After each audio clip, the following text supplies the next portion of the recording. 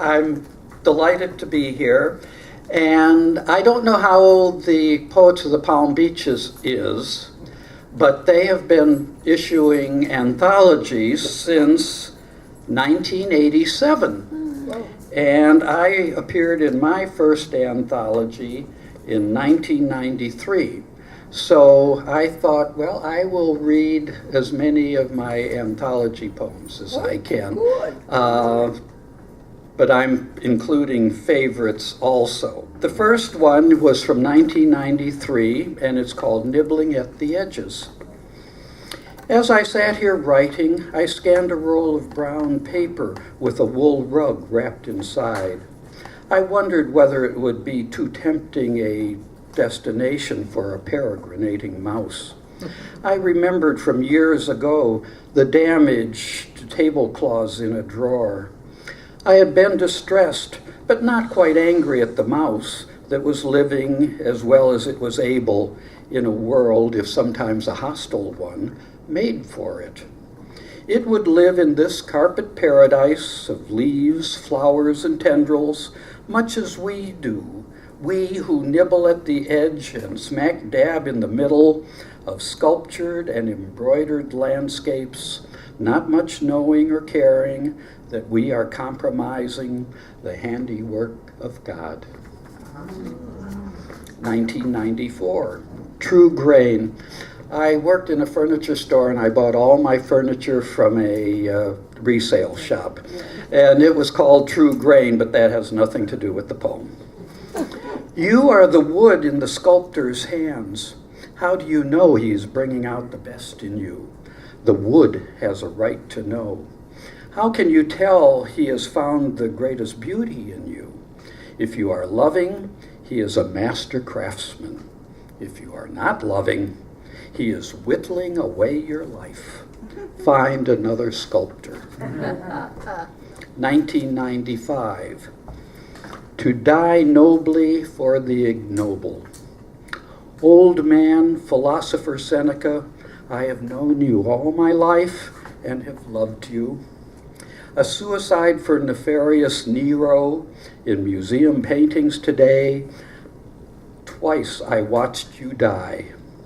Your robe falling away, what need had you of modesty?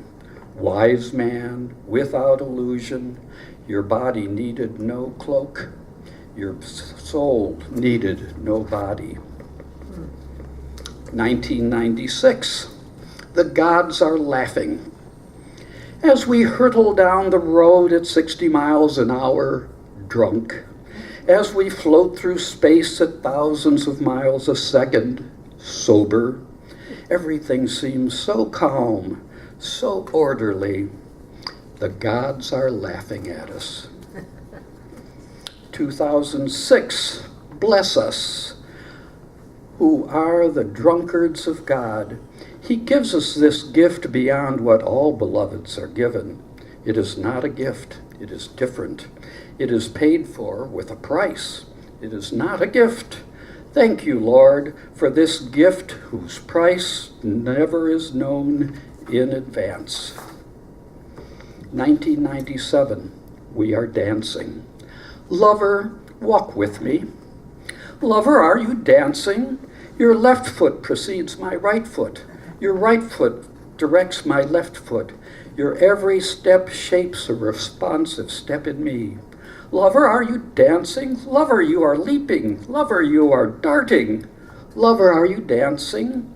Lover, we are bounding, jostling, tripping. Lover, we are dancing. Lover, we are walking.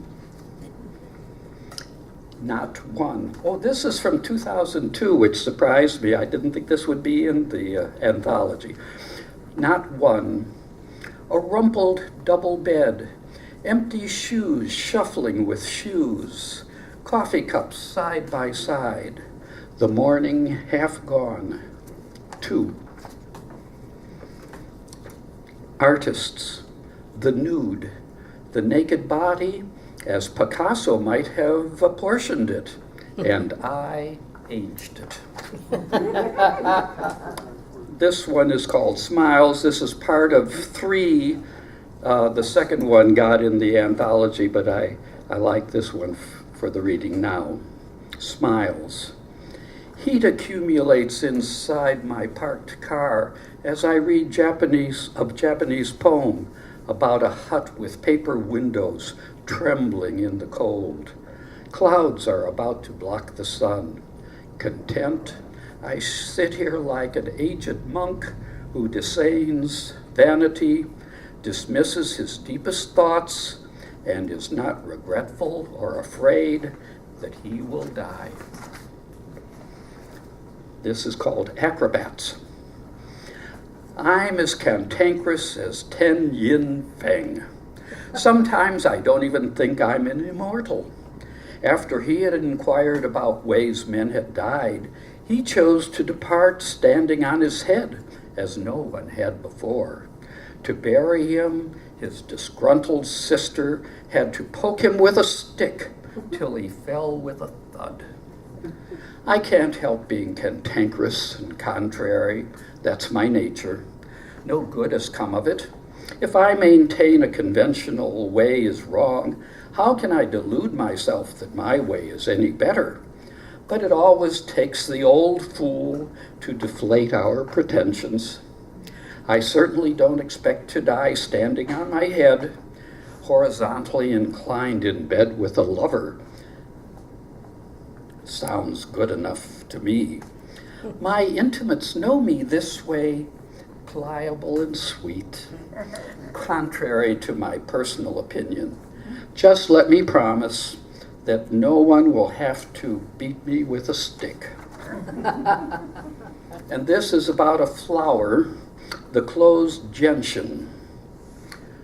Some of us wait so long to present our gifts. Who knows why we wait? Early on, some of us don't realize we have gifts, or we are slow to develop them. There's the threat. We are much like the closed gentian, whose late-formed flowers so often are covered in snow that it has adapted to survive without opening its blossoms. Gifts incipient but never fully displayed.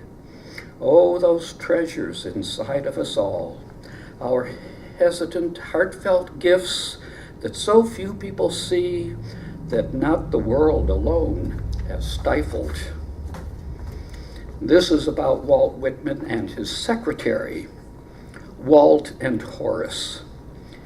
He gave me, this old gray beard, a nosegay of wilted flowers and filled my heart with happiness.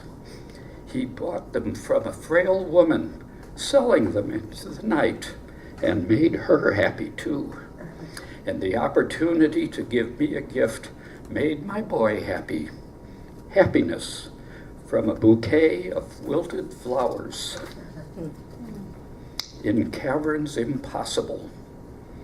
A source inside us, not named on any chart, in caverns impossible to penetrate, is the wellspring of tears. It is not a place lit by sunshine, nor is it of gloom. It is the luminous cool of the firefly. These intermittent tears flow with this inner glow, not tears of sadness, nor yet of joy, but with a conciliating selfhood that washes both. This is 2009, Equipoise. At dawn and dusk, the light of the sun is equal to the light of the moon. Then is the house light equal to the light of the sun and moon. Then is the light of the farm equal to the light of the city. Then the light of the crawling child is equal to light of the shuffling senior. Then the light of the lion's roar is equal to the light of the whimpering rabbit. At this time, the light of the raindrop is equal to the light of the river. At this time, the light of the leaf is equal to the light of the star. Then is the light of the man equal to the light of the world. Transcendent, this is 2010. The sun sweeps half the earth in royal magnanimity, and yet the light could not be as perfect as here on yellow leaf, green leaf, and red hibiscus. Short story. The story ends. An empty page, another empty page, another. The book closes. And this is the last one. Thank you for reading my poem. Maybe you're reading it in a literary review. I should be so lucky. Maybe you're reading it in my collected works. Most unlikely. Maybe you're reading it in an anthology of cherished favorites. That'll be the day. Maybe you're reading it on a billboard as you speed out of town. I should be so honored. Maybe you're reading it among stacks of papers about to be trashed.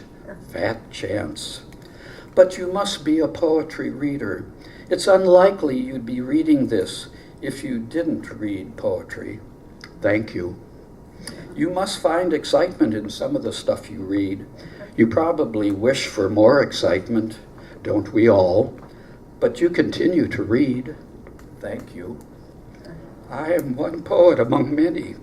The mystery is how you found me. I wish I could meet your expectations. I keep writing. Thank you for reading my poetry. Yeah.